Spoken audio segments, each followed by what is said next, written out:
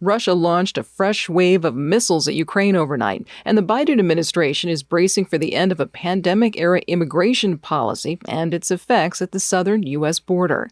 Good morning. I'm Corva Coleman from NPR News, and here are today's top stories. Russia has launched a fresh barrage of missile strikes against Ukrainian targets this morning. These took out power in cities across Ukraine. NPR's Tim Mack reports from Kyiv. It's making conditions even more difficult as cold, wintry weather continues. Ukrainian officials announced that Russia launched at least 70 strikes targeting some 10 Ukrainian regions. The mayor of Kyiv, Vitaly Klitschko, said that at least 3 strikes had occurred in the capital city. And the southern city of Kryvyi Rih was struck at least 12 times, according to the local administration. Power and water supplies are threatened because of the attacks, Ukrainian officials warned. For example, Ukraine's second largest city, Kharkiv, was without power as temperatures hovered around freezing. The mayor of that city announced that public shelters with heat, power, and internet were operating as planned.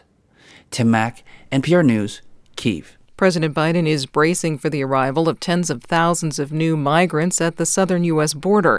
NPR's Franco Ordonez reports on the administration's preparation for the end of the federal policy affecting immigration, known as Title 42. The Department of Homeland Security put out a 6-point plan describing how it is surging resources at the border in preparation for the end of the pandemic-era authority that allows officials to turn away migrants seeking asylum at the border.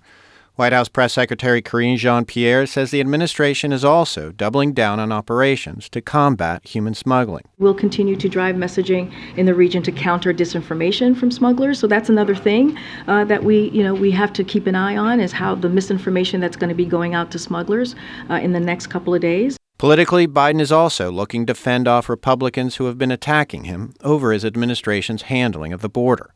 Franco Ordonez, NPR News, the White House. Congress has passed a short-term spending bill that keeps the government funded for another week. This will give congressional negotiators time to wrap up talks on a year-long spending bill.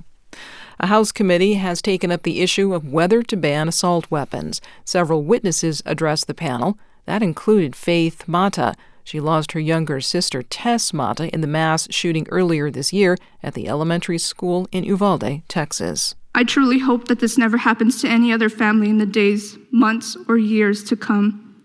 This debatable topic on assault rifles should not be brought up again because someone else's child or sibling was murdered. It's just an excuse at this point. Other lawmakers disagreed, saying that banning guns is only an attack on the Second Amendment. The House January 6th committee will meet on Monday. Lawmakers hope to share information from their final report. The chair of the committee has said the committee is likely to make criminal referrals to the Justice Department for prosecution. This is NPR.